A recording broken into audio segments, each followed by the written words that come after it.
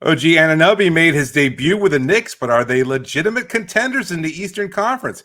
Plus, we look at R.J. Barrett's first game with the Raptors and how the Western Conference standings are shaping up. All that and more on today's Locked On NBA. You are Locked On NBA, your daily NBA podcast. Part of the Locked On Podcast Network, your team every day. Hello and welcome to a Tuesday edition of Locked On NBA, your daily podcast covering all things around the association. However, you may be listening on YouTube, Odyssey, or your favorite podcast app.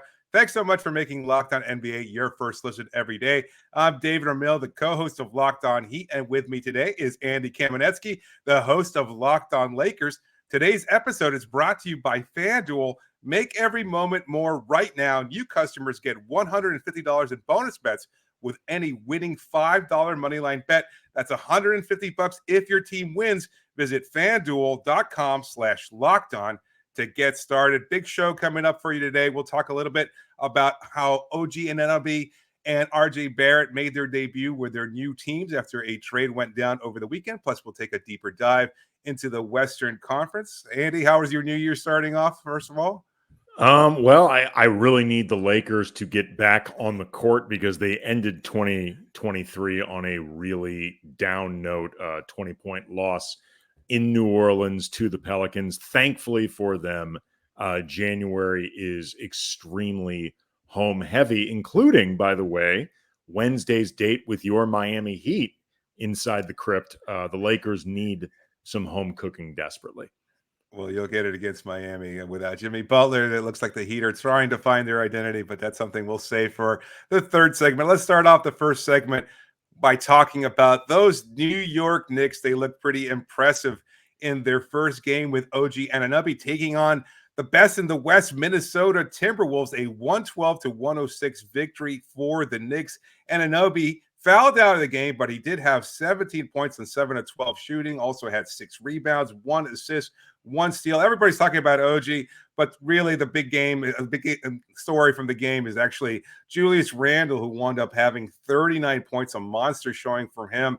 Jalen Brunson struggled a little bit with just 16 points, but the Knicks still wind up getting the victory overall, despite 35 points from Anthony Edwards, who wound up catching fire in the second half. It looked like the Knicks were going to run away with the game, but eventually the Timberwolves, as they have so often this season, as they did against the Lakers, obviously also recently, they wind up coming back in that second half, and the Knicks found a way to pull ahead, though, getting some buckets late down the stretch from Julius Randle's. But now with the addition of an Anunoby there, I think the question is whether or not this is going to be the move that makes the Knicks look like a much more legitimate contender. What are your thoughts on OG and what he brings to the table for New York and how that shapes off as far as New York's current position in the Eastern Conference standings?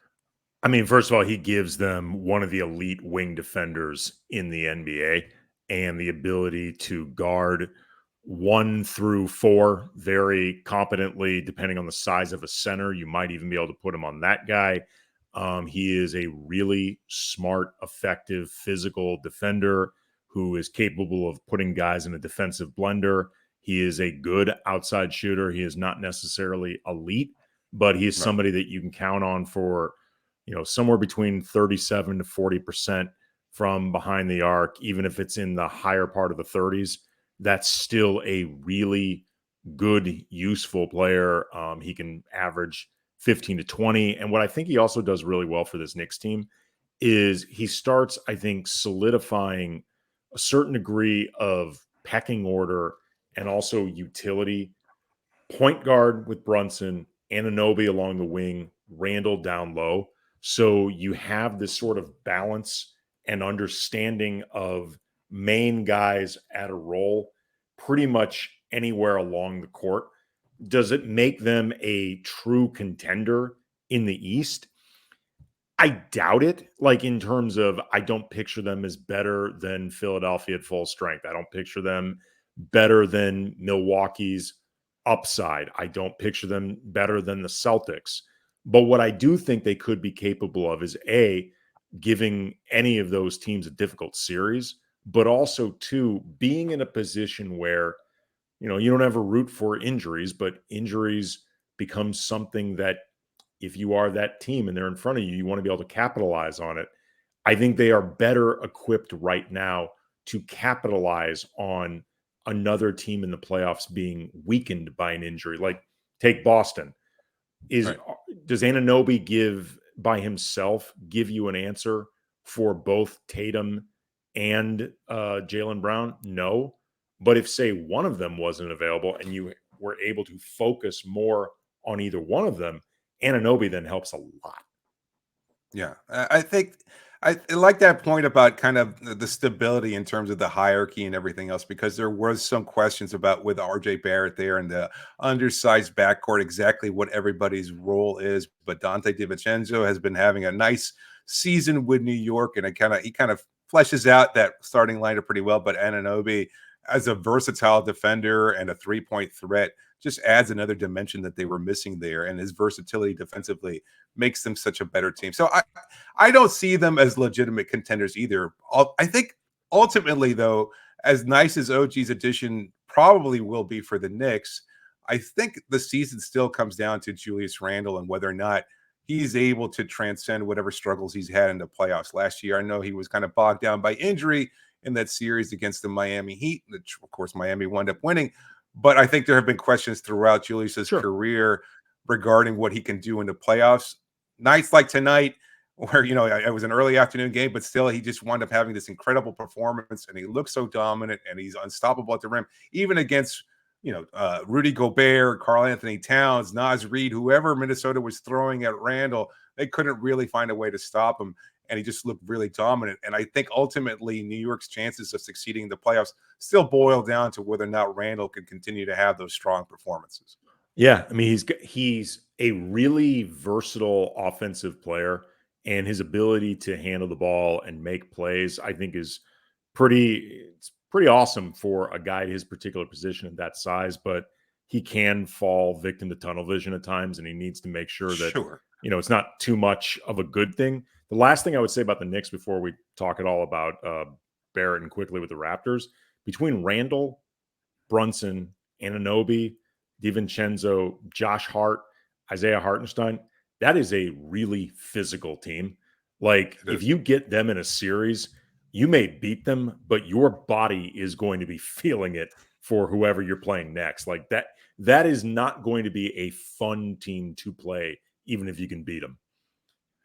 As you said, we'll move on to the Raptors, where both R.J. Barrett and Emmanuel Quickley were in the starting lineup for Toronto. A 124-121 victory over the Cleveland Cavaliers. They continue to be a little inconsistent, but the Raptors getting a nice boost from the additions of Barrett and Quickley. Quickley in particular looked like he was doing well early on, finished with 14 points. Barrett a little bit more productive with 19 points, but already you start to see Raptors fans complaining about the inconsistencies of R.J. Barrett, and I think you're going to see those. He wound up, he didn't foul out. It quickly wound up fouling out, but there was still foul trouble there from Barrett. Some couple of bad turnovers late in the game, and just a few bad plays. This is just who R.J. Barrett is. Do you think Toronto? I think we saw some reports earlier today that Toronto might be done because I think Pascal Siakam might just choose to remain with the team. And I know it's kind of in, Masai Ujiri's hands whether or not they wind up trading him. But do you think they wind up standing pat, or do you think they wind up looking to trade Pascal at some point this season? I mean, look, if a player of his caliber wants to stay with your team, you have to think about it. That being, and look, maybe Anunoby, and I imagine they'll be, if nothing else, looking to move Gary Trent Jr. Like, some of these older guys that didn't quite fit, especially as you're looking to move things more towards it being Scotty Barnes' team, or Scotty Barnes is like the co-captain, I guess, with Siakam. You have to think about it. At the same time, though, Pascal Siakam is going to be turning 30 this year. If you can't accelerate the timeline quickly with him, especially when you've got Pirtle on this roster who doesn't seem to fit nearly as well as I think they had hoped for when they traded for him. Toronto, Masai Ujiri, it's not that long ago that he was considered like one of the premier team builders and thinkers in front offices in the NBA. we've gone really quickly from that status for Ujiri to people wondering, what the hell are the Raptors doing? Like the last few years, like, no, really, like, what are they doing? And, the idea that you would see this big trade with Anunoby and then hear, they may actually be standing pat after that, only, I think, accentuates this. No, really, what the hell are the Raptors doing?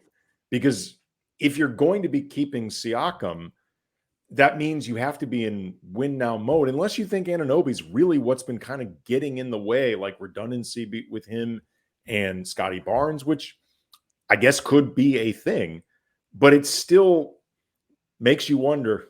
I've said this before, what the hell are the Raptors doing? That's a good point. And I don't think anybody's quite clear. I mean, it's a nice victory. There's some good vibes in Toronto following that win over Cleveland. But I think their short-term future is still somewhat up in the air, as is their long-term future. And we'll see how it plays out. Obviously, that front office is known for being somewhat coy when it comes to these moves, although I think the Anunoby trade was one that a lot of people around the league did foresee. And so, we'll see how it eventually shakes out. But I think they are at least small in the incremental way. They're somewhat better now than they were just last week. So we'll see how they continue to progress. I like the deal for both sides, actually.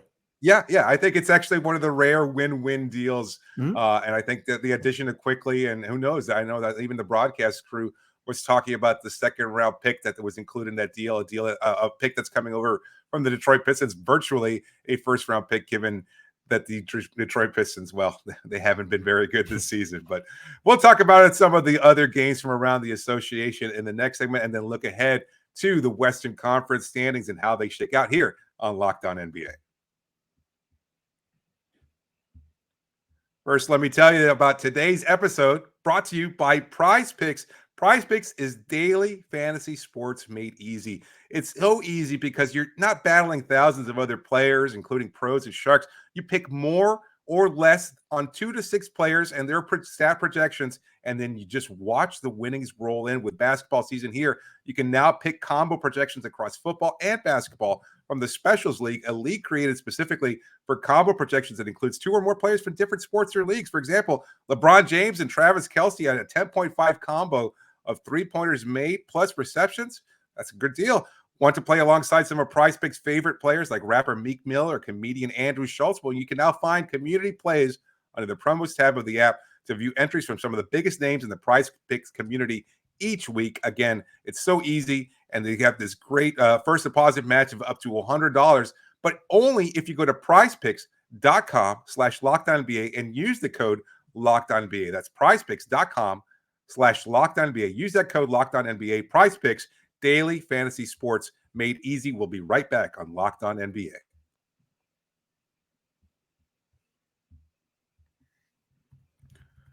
Here we are back on Locked On NBA. Locked On NBA has launched the first ever national sports 24/7 streaming channel on YouTube. Locked On Sports Today is here for you 24/7, covering the top sports stories of the day with the local experts of Locked On, plus our national shows covering every league. Go to Locked On Sports Today on YouTube and subscribe to the first ever national sports 24/7 streamlining channel. I'm David Ramil, and with me is Andy Kamenetsky. I'm with Locked On Heat. He's with Locked On Lakers. We'll be talking about those teams somewhat later on in the show. But for now, let's stay focused on the Eastern Conference as the Indiana Pacers wind up pulling off an upset, 122-113 over the Milwaukee Bucks. Not even a particularly great night for Tyrese Halliburton. He finished with 26 points and 11 of 22 shooting from the field. They didn't get much else production from anybody else in that starting lineup, but their bench wound up contributing for a huge night there. They struggled from 3-point range, wound up shooting only a whopping 14.3%, 5 of 35 from the field, and still wound up beating the Bucks, a supposed powerhouse there. Look, I know the Pacers are one of those teams that are rumored to be interested in acquiring Siakam. I know a lot of people see that as a pretty good deal. He shores up that front court a little bit, provides a lot of scoring there. He can keep up pace with Halliburton and everything they've got going on in Indiana. But Indiana still is one of those teams that I'm not quite sure how to put my finger on exactly what they're capable of this season, because they have nights like tonight where they could beat a good Bucks team, and yet there are still so many questions about what they can do defensively, and they've leaned completely into this offensive juggernaut. And despite, again, a pretty solid overall night from Halliburton, not a powerhouse night as we've seen from him recently, they still wind up being a big question mark going into the season. How do you see the Pacers and their short-term future in terms of whether or not they're able to make a trade in the next few weeks, maybe even leading up to the trade deadline, to kind of shore up their chances of going on a deep playoff run? Well, first of all, I just think it bears noting how incredible Tyrese Halliburton's season has been when you're describing a 26-point game on 50% shooting, 11 assists against just 2 turnovers, 9 rebounds, a block and a steal as nothing spectacular. It's obviously a good game, but Halliburton's been so good this year that you're not like, whoa.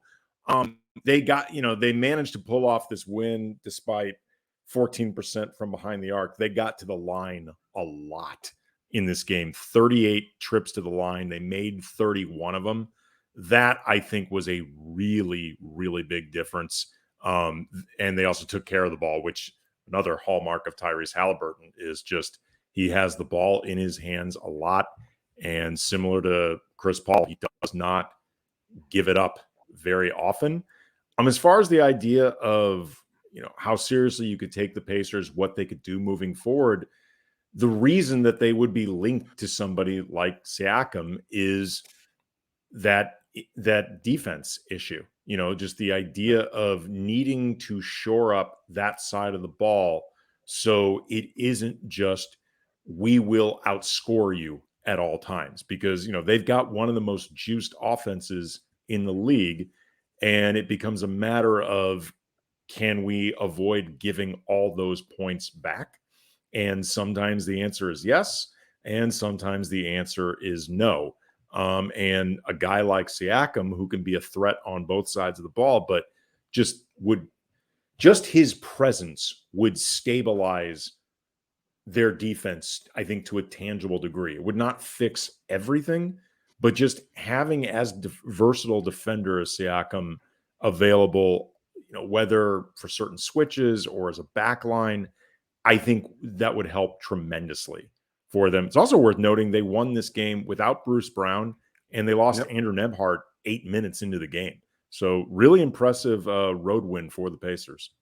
Absolutely. The Siakam fit, I think he's a little overrated as a defender. If you're looking at him as an idea of shoring up that defense, then OG was probably a better option for the Pacers in that sense. A guy who doesn't need the ball in his hands, who can space the floor, and who does provide that versatility defensively. I think in order for Siakam to be defensively, not necessarily a knock on him because he's had some very good seasons in Toronto, he needs to be more of an on-ball guy, and that takes the ball out of their biggest weapon, which is Halliburton. And so while you still look for some of that balance, I'm not sure that Siakam is the best solution there. Well, on this team, he'd be like Ben Wallace compared to what they have now. Just like as far as an upgrade goes.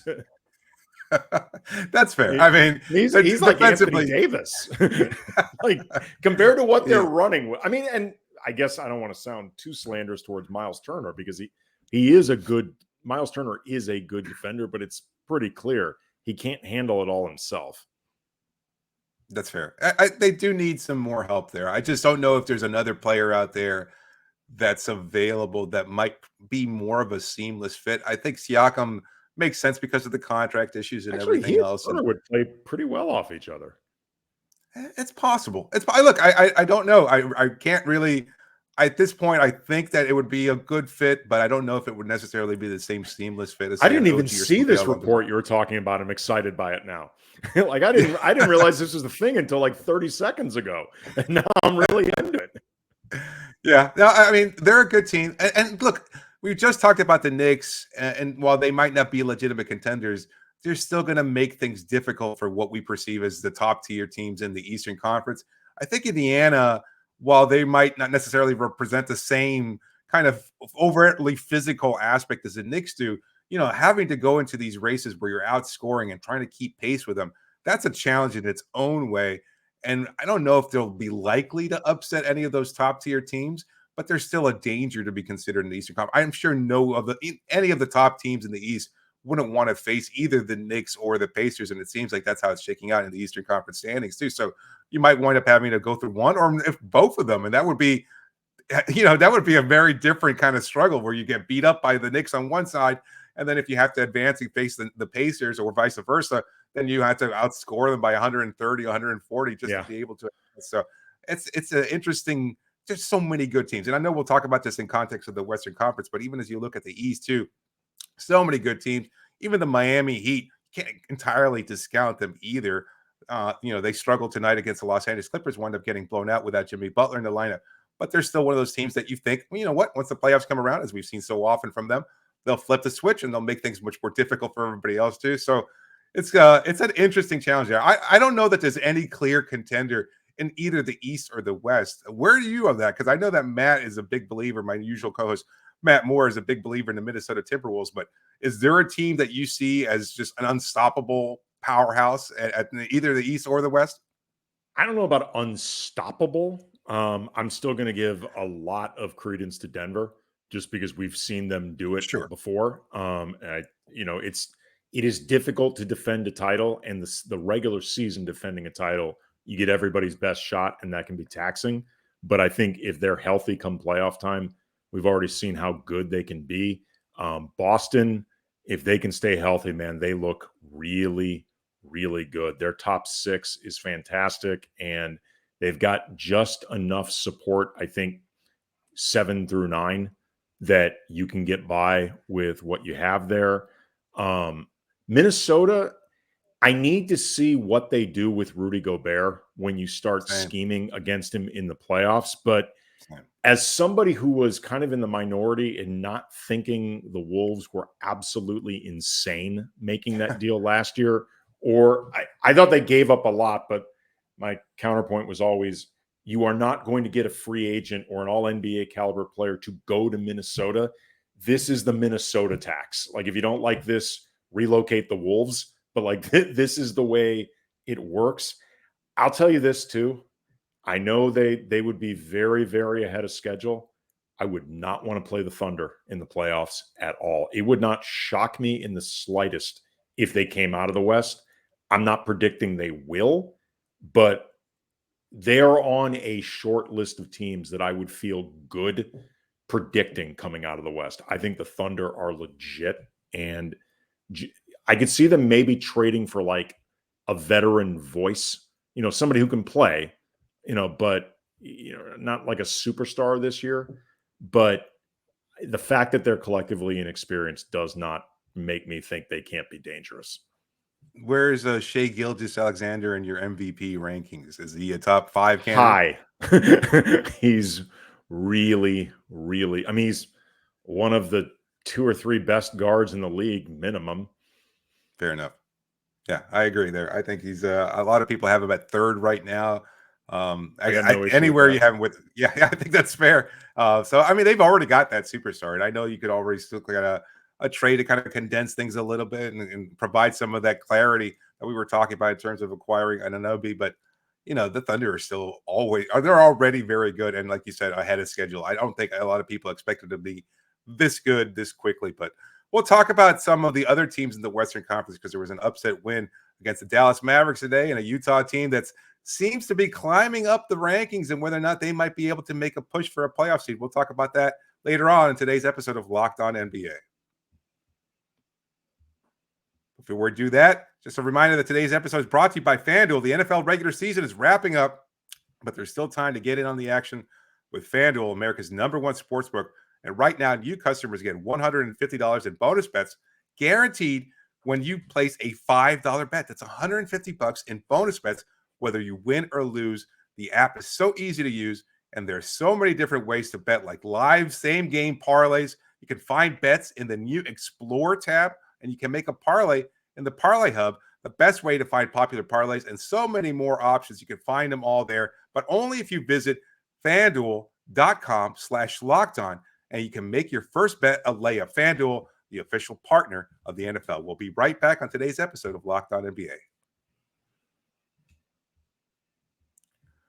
We're wrapping up today's final segment on today's show, and thanks to everyone for making us your first listen every day. David Ramil and Andy Kamenetsky here wrapping up the show, let's talk a little bit about the Western Conference, because as we're talking about this right now, the Utah Jazz absolutely blowing out the Dallas Mavericks, one of those teams that looks like they're kind of on the cusp of something. They're a very good team, obviously, but the Jazz have won 8 of 11 of their last games, 127-90 tonight. Big game from Simone Fontecchio. He wound up with 24 points. I did not expect that to be the stat line that pops out, but yes, he had a huge game for the Jazz. And again, they're making. I'm going to be full disclosure. I don't Yes. know who that is. Like I mean, like, other than I know who he is, I don't know who he is. Like, I really don't. He's the know. Italian guy, Andy. Everybody knows that. He's the Italian guy that everybody says, "Oh yeah, I know that name. He's Italian. He plays for the Utah Jazz." Makes a lot of sense. In the starting lineup tonight, I don't think he's a usual starter, but he wound up having 24 points on 10 of 16 shooting, to go along with 6 rebounds, 2 assists, and 2 steals. Big game from him. Markkanen was okay, only 17 points as a starter today. They got 20 points from Jordan Clarkson, who wound up having a triple-double. He had 10 rebounds, 11 assists. Former Laker Jordan Clarkson, obviously. Mhm. So a good game for the Utah Jazz, but you see what's going on with them. The Clippers, excuse me, they seem like they have found their identity now with James Harden. Things are kind of stabilizing there. You've got the Memphis Grizzlies and John Morant back. The West is so deep, maybe even deeper than the Eastern Conference. And all these teams here, I mean, even your Lakers hovering at 500, they're currently in the 10th seed in the Western Conference. Like, what's your take on all these teams? Whether or not do you think Utah specifically has a chance of kind of sneaking their way into the play-in? No, I do not. Utah is just very good at home. And even when Utah is bad, they've just traditionally always been difficult to beat in their house. You know, those fans are brutal, nasty people. Except, of course, our overseer, our boss, David Locke, the voice of the Jazz, who I can't emphasize enough. He's wonderful. He's a terrific person who stands out by virtue of his good nature and his humanity and his character. He stands out in the sea of fans who are often nasty people, but moving along. The Jazz. You're not making a lot of fans in Utah. I think this is something that happens on every Locked On NBA show here. Well, I mean, one of the hosts has to alienate the whole city, you know? I've witnessed it, man. They're vicious. I'm sorry. It's true. But that being said, I don't think they're a play-in team. I just think they are a team that is just traditionally very good in their building. I think they can be a weird team to play against, which can explain some of the wins that they get that feel random, like maybe against tonight against the Mavericks. You brought back Kyrie Irving into the mix, so there's probably a bit of figuring it out between him and Doncic, reestablishing their rhythm together. You also took Jaden Hardy out of the starting lineup, and while Hardy is not as good of an overall player as Irving, he's a better defender. So you have to reestablish, a defensive dynamic with that starting 5 again. As far as the West, it's really, really tough. Like, there are not a lot of flat out bad teams in the West. There are some that are better than others. There are a few that I think are really, really good. But other than San Antonio, that I don't think wants to win many games, whether they'll come out and say it or not.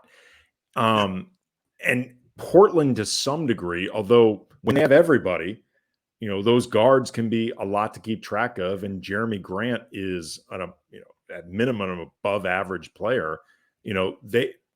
They could find a way to sneak up on you. Like, San Antonio is one of the only teams that, assuming you have everybody on your team, and I say this as somebody that, whose team recently lost to the Spurs, you really shouldn't lose to them. The West is just tough, man. The West is going to be difficult on a night-to-night basis. There are not a lot of nights where you can hide or take off. If you're looking at the teams that are right now hovering from that 9 through 13th spot, you've got Houston, the Lakers, of course, the Warriors, Jazz, Grizzlies. Which of those 5 teams 2 of those 5 teams have to advance to the play-in tournament.